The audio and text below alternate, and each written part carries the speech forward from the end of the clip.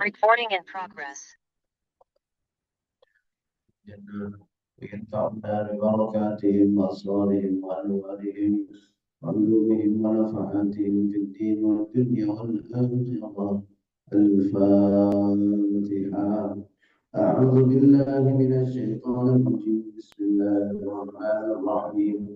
الحمد لله رب العالمين الرحمن الرحيم مالك يوم الدين. إياك نعبد وإياك نستعين.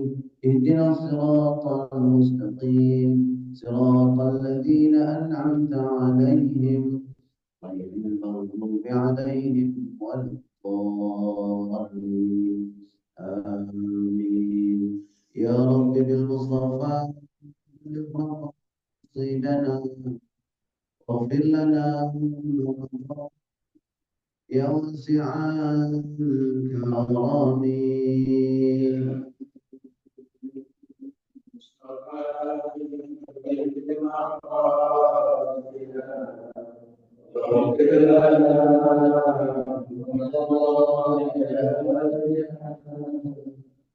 صليت من حرم ليلا إلى حرم كما سرى البدر بداد من الظلم. يا رب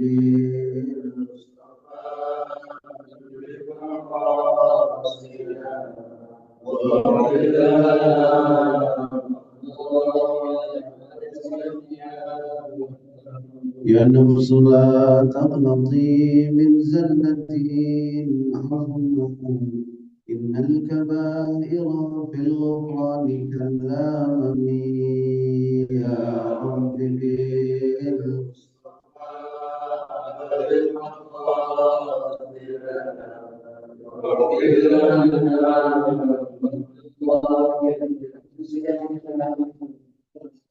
محمد سيد الكونين والثقلين والفريقين من عرب ومن عجم.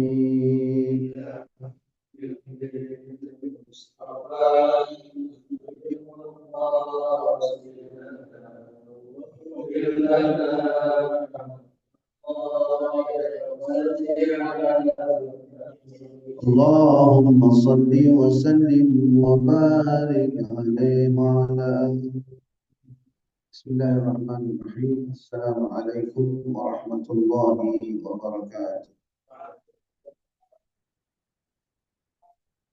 الحمد لله الذي بنعمته تتم الصالحات، والصلاة والسلام على سيد السادات سيدنا ومولانا محمد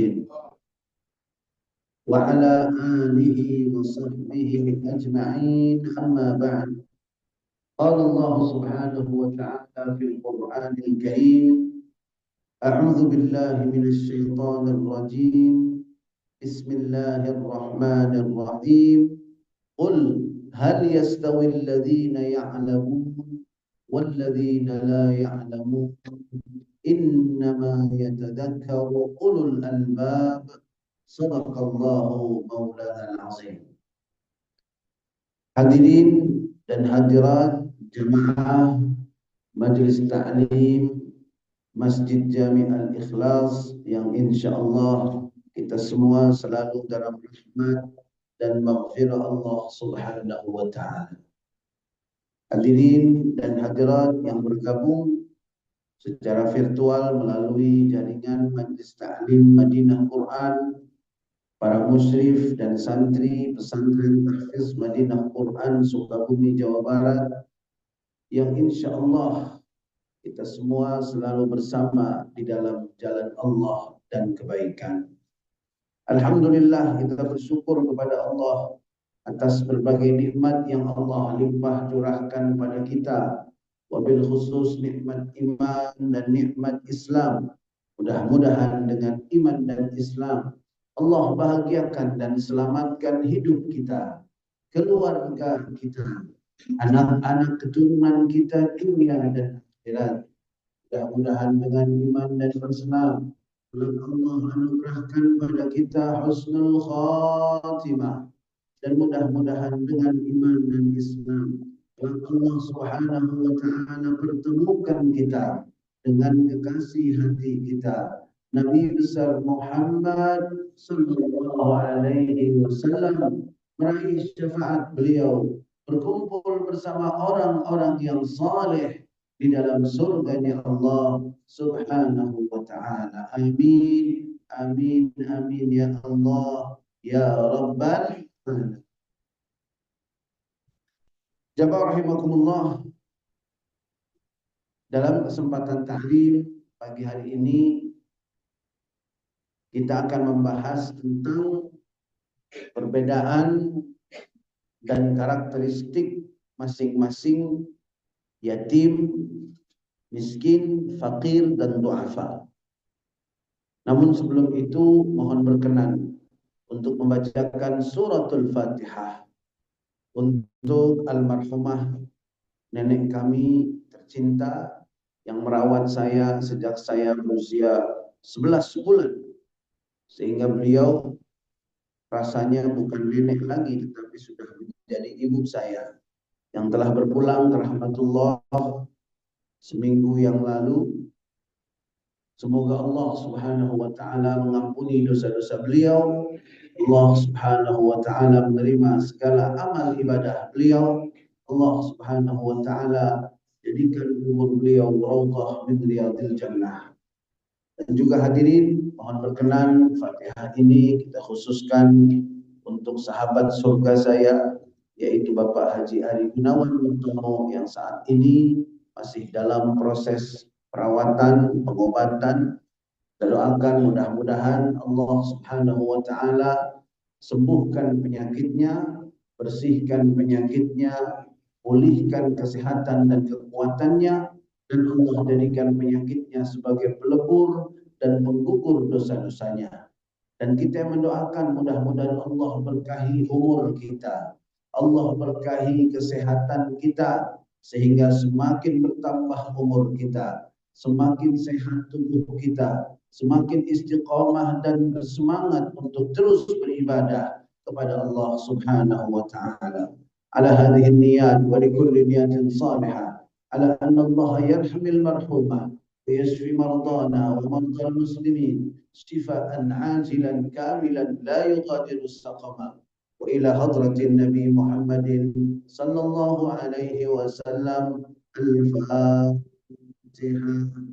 أعوذ بالله من الشيطان الرجيم بسم الله الرحمن الرحيم الرحمن الرحيم مالك يوم الدين إياك نعبد وإياك نستعين اهدنا الصراط المستقيم صراط الذين أنعمت عليهم غير المغضوب عليهم ولا الضالين آمين آمين يا الله يا رب العالمين. Jamaah rahimakumullah,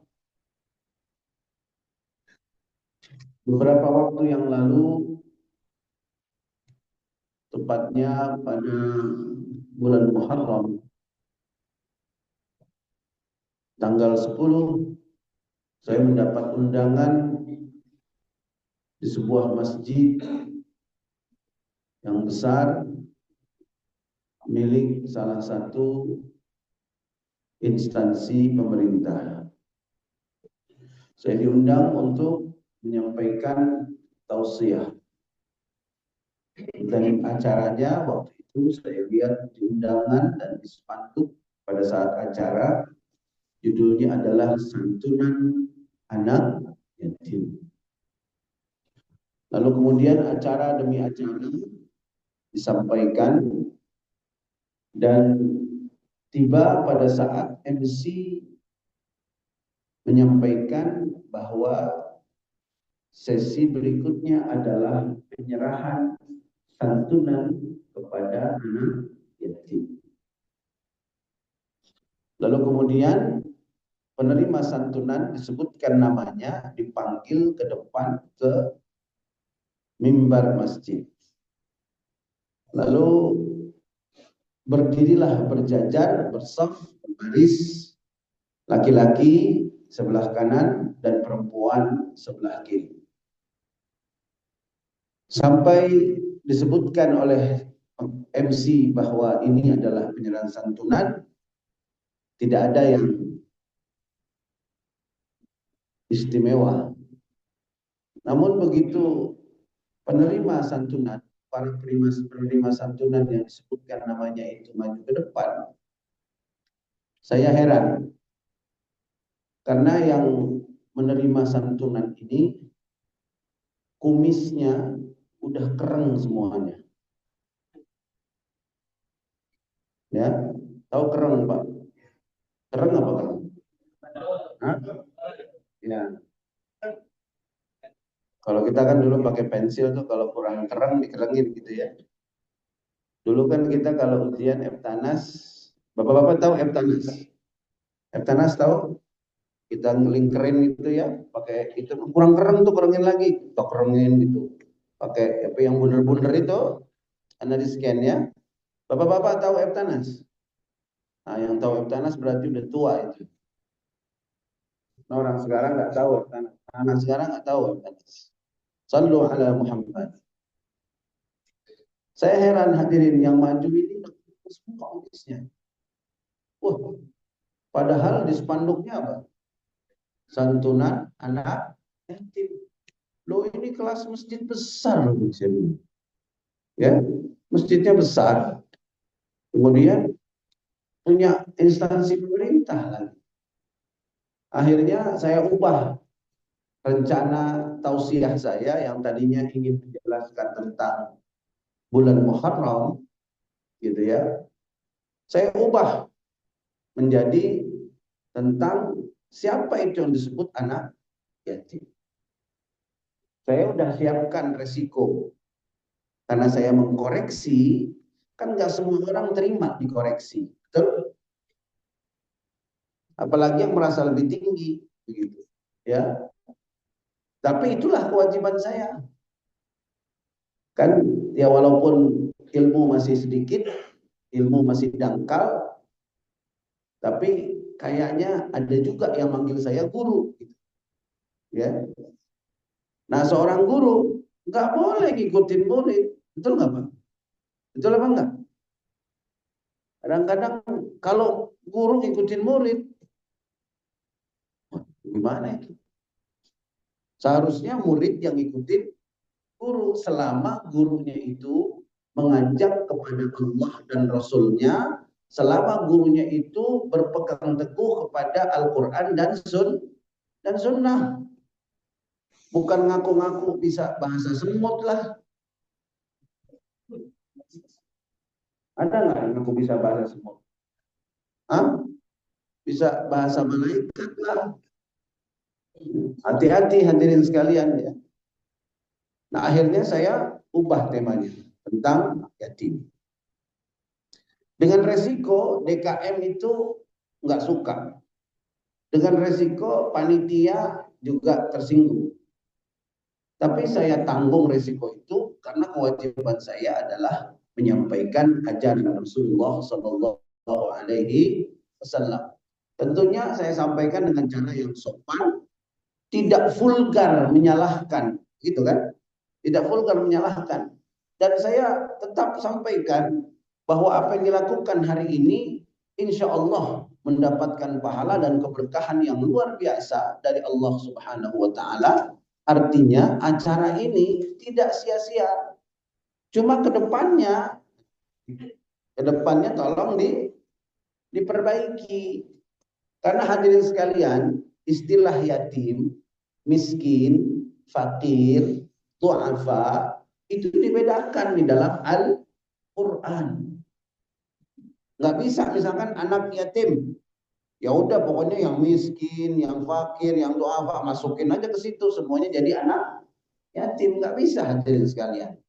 Ya, dalam Al-Quran sendiri Allah menyebutkan kata yatim itu sebanyak 23 marrah, 23 kali yatim disebutkan di dalam Al-Quran, baik bentuk mufradnya atau bentuk jamaknya. Yatim, yatama, itu 23 kali disebut di dalam Al-Qur'anul Karim. Kemudian dalam ayat-ayat yang menyebutkan tentang yatim, ada isyarat yang tegas bahwa yatim harus dibedakan dengan miskin, dengan fakir dan lain sebagainya. Misalnya sebuah ayat Allah berfirman, wa atal mala ala hubbihi dzawil qurba wal yatama wal masakin, yaitu orang-orang yang menginfakkan hartanya, memberikan hartanya dengan hati yang penuh sukacita kepada dzawil qurba, kerabat keluarga, wal yatama, anak-anak yatim, wal masakin, dan orang-orang miskin. Dibedakan nggak? Beda kan? Itu Al-Quran. Orang-orang yang dengan sukacita memberikan infak kepada kerabat keluarga, kepada anak-anak yatim, kepada orang-orang miskin. Nah, jadi tidak boleh digabungkan antara yatim, miskin, fakir, dan doa. Karena itu saya sampaikan waktu itu tentang siapa itu yang masuk kriteria yatim. Makanya hadirin betul kalau ada di spanduk atau di undangan gitu ya, acara santunan anak anak yatim. Betul itu, kata-katanya betul itu. Anak yatim.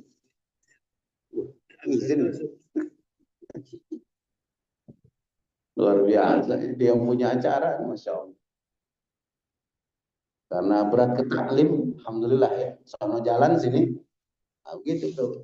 Dua-duanya sambil menyelam. Wah, udah bukan minum air lagi, udah kelelep ini mah udah. Pahalanya banyak. Benar nggak? Di sono jalan, di sini, Masya Allah. Kita doain biar sehat. Ketua pembangunan juga biar sehat. Ya. Hadirin sekalian, kemudian saya sampaikan bahwa kalau kita harus membedakan yatim, maka kita harus merujuk kepada aqwalul ulama mengenai siapa itu anak yatim. Kita merujuk kepada pendapat para ulama tentang siapa anak yatim. Jangan sampai nanti Masjid Al-Ikhlas ngadain santunan anak yatim di bulan Muharram yang mulia misalkan, kemudian ketika dipanggil penerima santunannya, kumisnya keren. Pokoknya jangan sampai ada santunan anak yatim yang maju kumisnya keren. Kalau kita lihat dari hadis, maka kita akan menemukan definisinya. Dan para ulama mendefinisikan al-yatim huwa. Yatim itu adalah man mata abuhu walam yablughil hulma. Yatim itu satu, yang meninggal bapaknya. Yang meninggal bapaknya. Berarti kalau yang meninggal ibunya yatim bukan? Yatim bukan. Piatu nggak ada di Quran. Ada piatu di Quran. Wa atal mala ala hubbihi dzawil qurba wal yatama wal fayata misalkan, atau wal fiyatu, nggak ada yatim piatu. Yatim piatu itu istilah di Indonesia saja. Sedangkan secara syar'i hanya dikenal anak yatim. Dan yatim itu adalah man mata abuhu, yang ayahnya meninggal. Nah, wah udah makin dikit nih, begitu ya. Udah makin, soalnya kan santunan anak yatimnya 70 orang targetnya. Begitu dicari yang bapaknya meninggal, cuma 3 orang kita ada ya. Yang lainnya ibunya yang meninggal gitu. Karena sudah tahu kriterianya.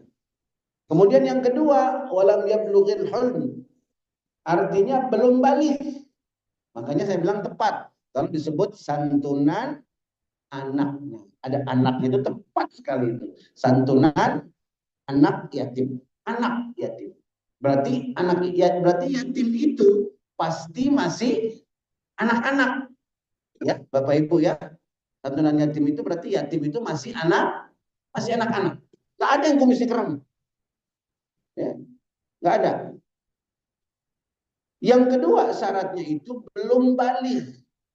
Jadi ayahnya meninggal dan kemudian dia belum balik. Karena Nabi dengan tegas bersabda, la yutma ba'dal bulugh. La yutma ba'dal bulugh. Enggak ada lagi yatim kalau dia sudah balik. Saya bilang ya bener lah. Masa nanti mamanya ibu-ibu nih. Buya, iya Bu, kenapa Bu? Saya alhamdulillah setelah pengajian Buya saya nanggung anak yatim 3 orang. Oh alhamdulillah. Terus ya saya kasih tiap bulan tuh duit, saya kasih tiap bulan apa kebutuhannya. Oh iya. Tinggal 3 orang Buya. Oh alhamdulillah ya Allah surga makin dekat gitu. Berkah rezekinya. Berapa umurnya Bu? Yang pertama 45 tahun. Yang kedua 53 tahun. Yang ketiga 67 tahun. Kenapa tua-tua begini Bu? Kumis kerang semua ini. Kumis kerang. Ya kan kata ya yang meninggal bapaknya. Tahu-tahu nih ibu-ibu lagi ngaji tidur. Lagi ngaji apa? Tidur. Jadi yang dia dengar yang ayahnya meninggal. Yang dicari ayah meninggal ya bapak-bapak semua masuk ini. Ayahnya udah meninggal semua, betul nggak? Betul. Begitu giliran saya sebutin belum balik, dia pules, nggak dengar. Jadi yang dia tahu, oh ini yang bapaknya meninggal doang, ya. Jadi sekali lagi hadirin, kalau kita sebut anak yatim, berarti kriterianya satu yang meninggal ayahnya, dua dia belum balik. Buya, kalau balik itu bagaimana? Kalau balik itu dalam Islam, dalam syariat, khususnya dalam mazhab Imam Syafi'i, yaitu anak laki-laki yang sudah mimpi, perempuan yang sudah haid, atau kalau dia belum mimpi, belum haid, umurnya sudah 15 tahun, itu sudah balik. Mau mimpi, mau enggak, kalau udah 15 tahun, itu sudah masuk kategori balik. Berarti anak yatim nggak ada yang umurnya berapa? 15, nggak ada. Jelas hadirin? Jelas. Ada nggak anak-anak yang umurnya 9 tahun udah haid? Ada nggak? Ada. Ada nggak anak-anak yang umur 10 tahun, 11 tahun udah mimpi? Ada? Ada. Itu udah jelas balik. Tapi sampai umur 14 tahun belum mimpi. Belum. Sampai umur 15 tahun belum mimpi. Berarti bukan patokannya mimpi, patokannya umur. Kalau sudah 15 tahun berarti ini anak sudah dinyatakan balik. Nanti kalau dia nggak mimpi-mimpi sampai umur 22 tahun, saya masih belum balik, Pak Ketua gitu. Bapak saya udah meninggal. Terus saya belum balik. Kamu umur berapa? 22. Kumisnya udah keren, nggak bisa. Maaf, nggak bisa.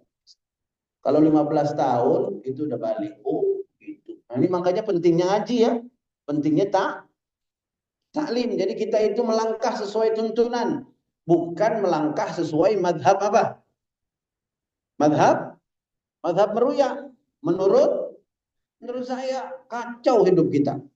Saya jamin kalau ngikutin madhab meruya, pusing sendiri, salah sendiri, dosa sendiri. Tapi kalau ngikutin madhabnya Imam Syafi'i, kita sama dengan mengikuti Rasulullah. Selamat dunia akhirat. Insya baik. Hadirin, sampai sini kira-kira sudah jelas pengertian anak yatim? Jelas? Nah, kira-kira kalau nanti ada santunan anak yatim yang dicari kriterianya ada berapa?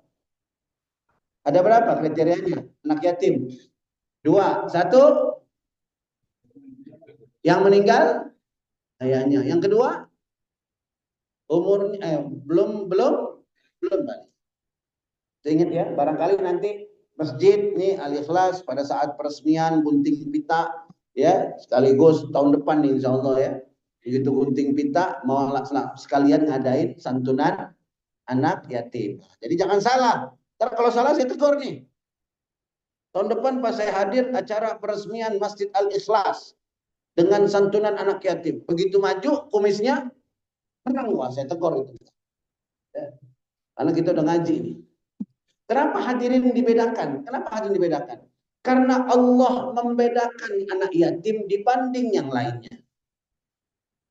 Ada keistimewaan khusus yang dimiliki anak yatim dibanding yang lainnya. Ini anak kecil meninggal ayahnya.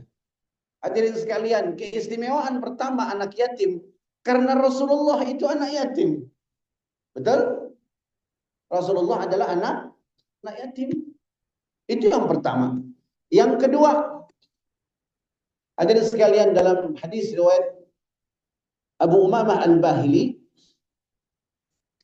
ini hadis sebagian ulama memberi catatan katanya dhaif, ya, dhaif.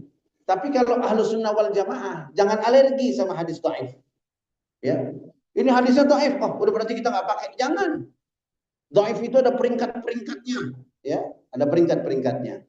Bahkan para ulama ahli hadis dalam mazhab ahlu sunnah wal jamaah mengatakan al haditsu dhaifu aqwa min qaulil ulama.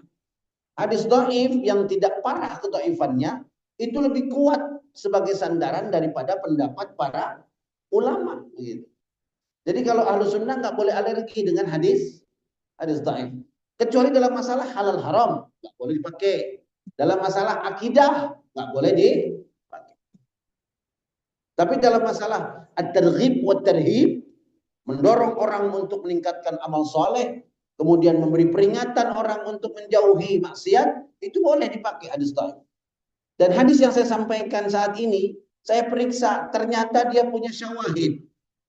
Dalam ilmu hadis itu, syawahid itu riwayat-riwayat yang sama-sama dhaif, tapi karena banyak, dia itu mendongkrak status hadis itu menjadi hadis yang bisa digunakan. Saya periksa ada 9 jalur periwayatannya ini. Jalur periwayatannya 9. Dan ternyata syawahidnya ini bukan maknanya sama. Tapi redaksinya, siyaqul hadisnya sama. Jadi lebih kuat lagi.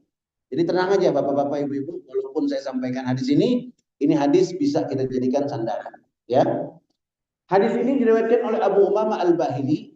Rasulullah bersabda, "Man masaha ra'sa yatimin lam yamsahhu illa lillah.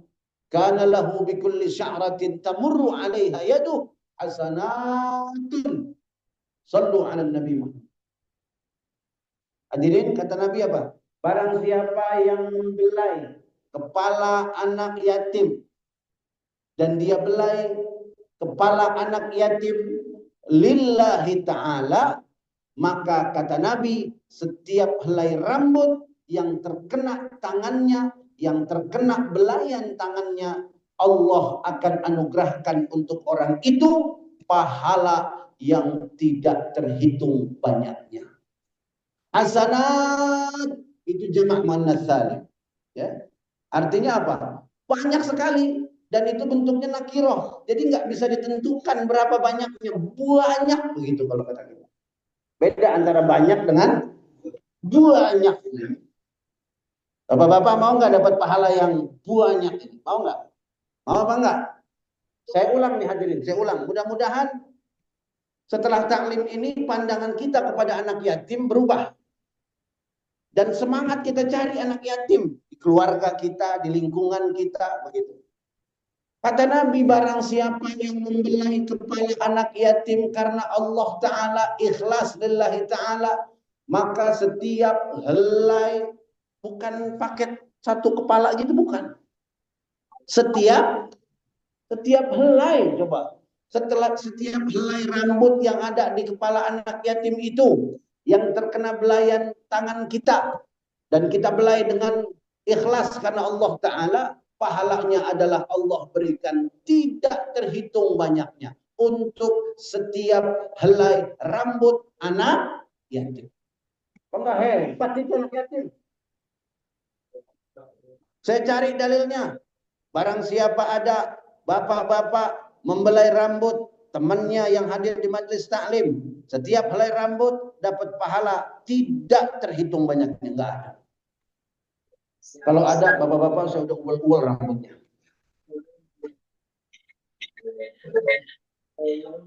Saya udah apa? Ada ual-ual rambutnya di sebelum ngaji, saya ual-ual atau biar dapat pahala. Nggak ada hadisnya, nggak ada. Makanya kalau kita ual-ual palanya bapak-bapak ini yang kita dapat pahala apa? Apa yang kita dapat? Kita ual-ual pala orang. Dapatnya apa, Pak? Pahala apa bonyok? Bonyok. Songong banget loh. Kiai si kiai, jangan songong begitu. Begitu. Nah ini hadirin, anak yatim satu helai rambutnya ini dikasih Allah Ta'ala pahala, nggak dihitung. Sekarang kalau di kepala anak yatim ada berapa itu rambutnya luar biasa, hadirin sekalian. Sallu ala Nabi Muhammad. Makanya saya tanya, jawab yang jujur. Ada nggak di antara bapak-bapak, ibu-ibu yang kalau lihat anak yatim ngomong begini? Tuh, anak yatim tuh. Anak bandel banget tuh. Wah, kalau udah ada anak yatim, kalau udah anak yatim, oh, pokoknya udah namanya anak yatim, lu bandel banget dah. Kelakuan lu kayak setan. Ada nggak yang begitu? Ada apa enggak? Benci banget sama anak yatim. Agak suka. Ya bagaimana gak suka? Jajan ambil kagak bayar. Ya, nggak ada apa-apa, ditendang kaleng kerupuk saya di warung. Sampai jumpalitan itu kerupuk keluar. Rugi bandar kan begitu ya. Saya nggak ngapa-ngapain ini anak yatim. Ya Allah, berisiknya guru misalkan di kelas. Berisik, anak yatim tuh. Anak yatim begitu. Bandel banget. Nakal banget. Kelakuan lu kayak setan. Ada nggak yang ngomong begitu? Ada apa enggak? Sekarang kita istighfar bareng-bareng ya.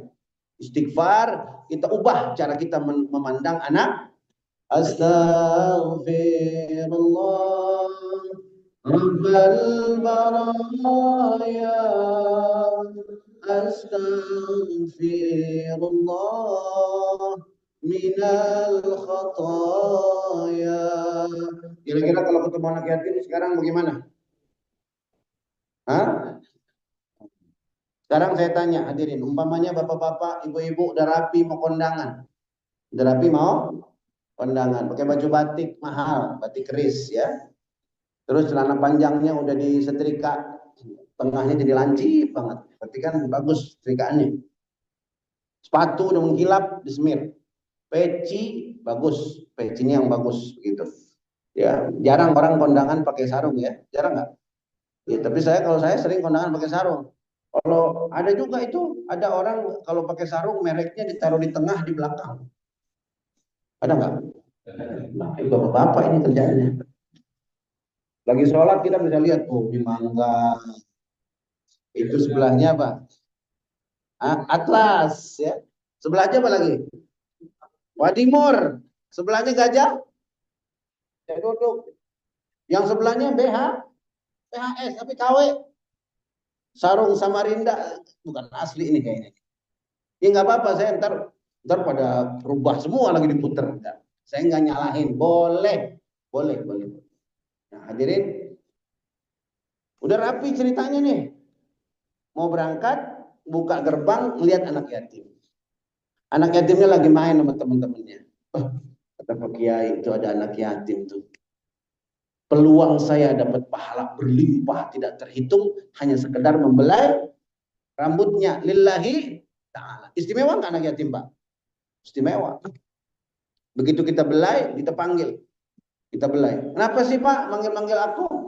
Enggak, Bapak pengen belai rambut. Belai doang. Iyalah, belai doang. Emang kamu mau ngapain? Kirain mau ngasih. Aku lagi seru main petak umpet sama teman nih. Ah, Bapak ganggu aja. Dia lagi megang tanah lempung. Tahu nggak tanah lempung? Tanah lempung tahu? Tanah lempung. Tanah liat ya. Ah, Bapak ganggu aku aja. Jelepot aja. Pipinya kena tanah lempung, bajunya batik kena tanah lempung, celananya kena tanah lempung. Saya tanya bapak-bapak, kalau itu bapak-bapak marah apa enggak?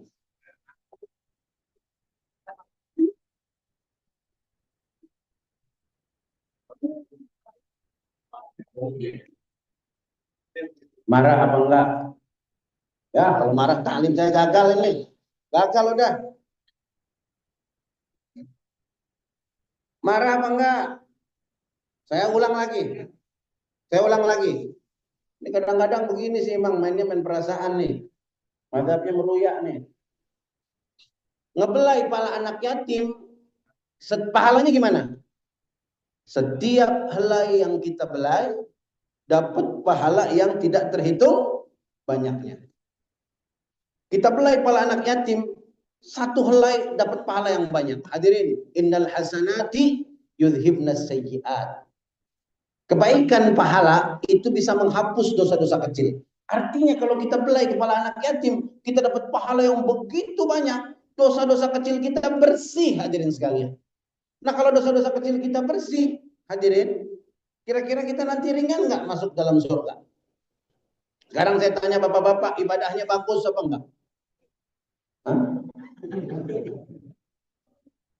Bagus apa enggak? Udah hebat belum ibadahnya? Udah sempurna belum ibadahnya? Belum kan? Sekarang saya tanya, dosanya banyak apa enggak? Kira-kira nih, kira-kira.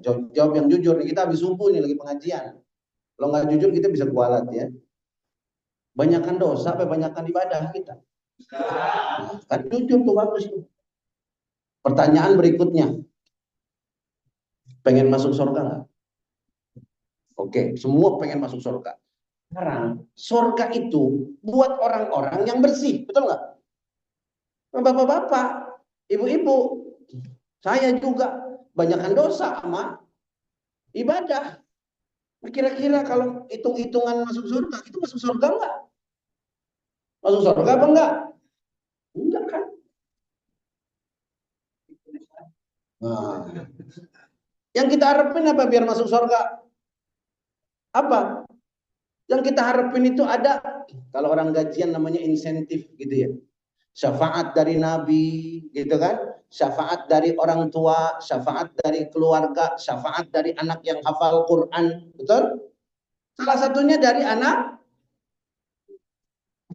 Nah, sekarang kalau kayak begitu, gara-gara ngebelai anak yatim, kita lebih cepat, lebih gampang, lebih mudah, lebih besar peluang masuk surga. Itu baju kotor, muka kotor, celana kotor, karena anak yatim, marah apa enggak? Nah, berubah kan? Biarin lah, ada lagi nggak lempungnya? Udah yuk, di mana tanah lempung? Ayo nyebur bareng-bareng. Keren juga nih Pak. Jangankan muka dek, jangankan baju dek, jangankan celana. Ayo kita nyebur, sawah mana kamu ambil dari lempung? Jorokin Bapak. Hebat nggak kalau begitu? Hebat nggak? Hebat.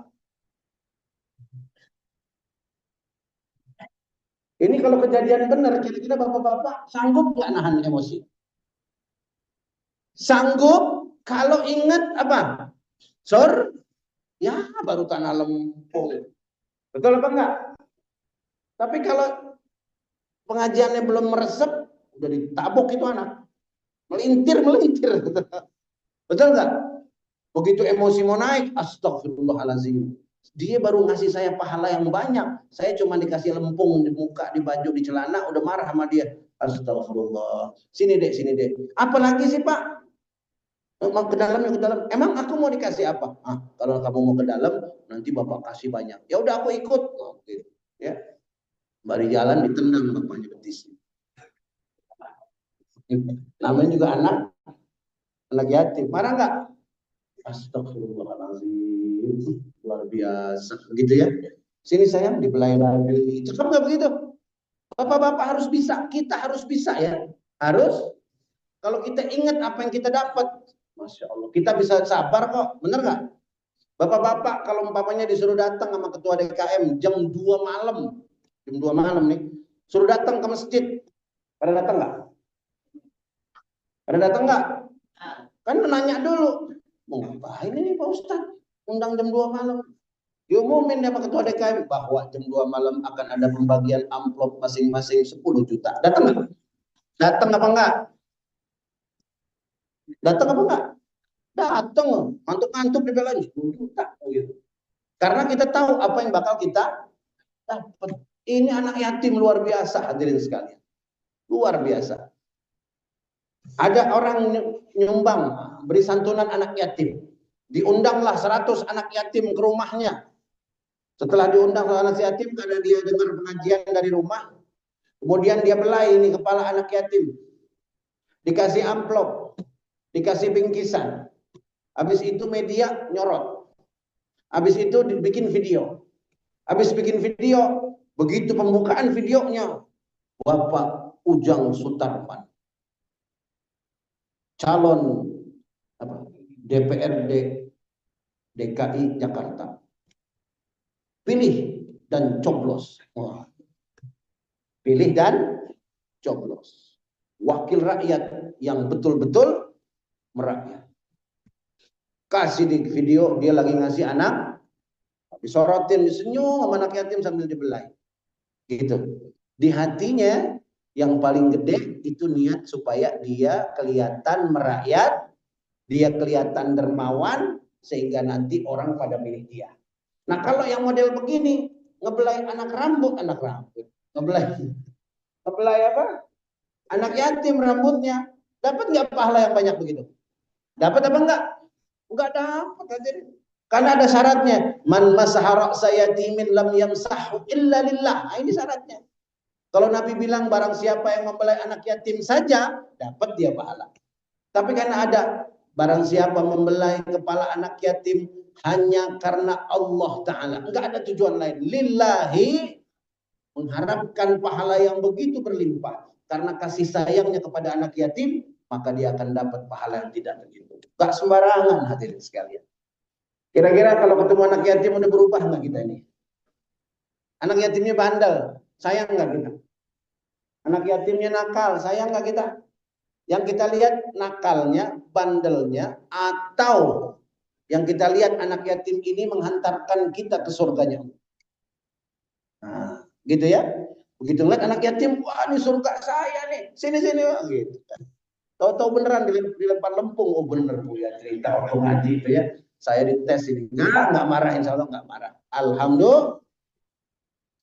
Ada lagi hadirin sekalian hadis. Baginda Nabi bersabda, khairu baitin fil muslimina baitun fihi yatimun yuhsanu ilaih. Wa syarru baitin fil muslimina baitun fihi yatimun yusa'u ilaihi. Sebaik-baiknya rumahnya orang Islam, rumah yang di dalamnya ada anak yatim dan diperlakukan dengan baik. Itu sebaik-baiknya rumah. Jadi Bapak Ibu kalau mau tahu rumah terbaik di mata Allah dan Rasulnya adalah rumah yang di dalamnya ada anak yatim dan diperlakukan dengan, dan seburuk-buruknya rumah kata Nabi adalah rumahnya orang Islam yang di dalamnya ada anak yatim kemudian diperlakukan dengan buruk. Saya pernah lewat satu tempat panti yatim ya, kalau saya sebutin lokasinya bapak-bapak pasti tahu. 3 lantai, bangunannya megah, bangunannya mewah. Di situ ada tulisannya panti yatim, piatu begitu. Nggak lama ada kabar bahwa di panti yatim itu ada kasus di mana terjadi kekerasan fisik kepada para anak yatim. Ada yang diikat kakinya, ada yang diikat tangannya, ada yang dipukulin, ada yang disiram, ya, dalam keadaan cuman pakai pakaian dalam, begitu. Nah kalau kayak begini panti yatim ini, kira-kira dapat nggak pahala yang luar biasa dari anak yatim? Nggak dapat hadirin. Itu seburuk-buruknya rumah itu. Sallu ala Nabi Muhammad. Nah hadirin sekalian, jadi mudah-mudahan kita berubah ya pandang kita tentang anak yatim. Kemudian hadirin sekalian, ada orang datang ke Nabi. Dia mengeluhkan yasku qaswata qalbi. Dia mengeluhkan, ya Rasulullah, hati saya kok keras banget ya Rasulullah. Keras banget hatinya. Ya. Orang kalau sakit, merasa dia sakit, berobat, insya Allah ada kesembuhan. Kan gitu. Yang bahaya, orang sakit, nggak tahu dia itu sedang sakit. Akhirnya nggak cari obat, akhirnya penyakitnya menjadi bertambah parah. Biasanya kalau penyakit badan pada buru-buru ke dokter. Tapi kalau penyakit hati kadang-kadang justru dibiarin dan dibesarkan. Saya nggak bakal maafin dia. Sampai mati saya nggak bakal maafin dia. Kan gitu ya. Itu kan penyakit itu. Betul? Nah, dia biarin tuh. Nggak mau dia sembuhin. Nggak mau saya. Nggak mau. Pokoknya saya benci sama dia. Sampai mati saya benci. Nah, itu ngebiarin penyakit hadirin sekalian. Karena itu hadirin di setiap majelis yang saya sampaikan taklim, Salah satu tujuan kita taklim itu nomor satu. Semakin kita ikut pengajian, hati kita semakin bersih. Nggak ada orang yang kita benci. Ya, yang ada adalah orang yang selalu kita maafkan. Insya Allah. Ringan atau berat, ingat balasannya di surga. Jadi kita lebih ringan melakukannya. Nah, hadirin sekalian, ada satu lagi yang saya anggap ini keistimewaan ibu-ibu, keistimewaan perempuan. Karena dalam Islam perempuan memang sangat diistimewakan, ya. Barangkali saya pernah sampaikan di sini, seorang perempuan itu ayyuma imra'atin, ini ada dalam kitab Uqudul Jain. Ayyuma imra'atin tahanat li zawjiha. Ya.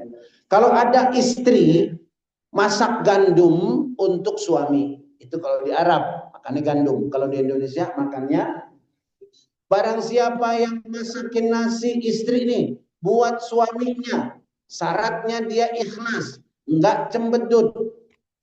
Enggak apa? Enggak cembedut. Ada enggak istri yang masak nasi sambil cembedut? Ada. Kenapa kira-kira, Bu? Hah? Belanja Quran. Hati-hati nih ibu-ibu. Barang siapa ada istri masak nasi untuk suaminya, maka setiap butir beras nasi yang dia masak, Allah tambah satu pahala buat dia.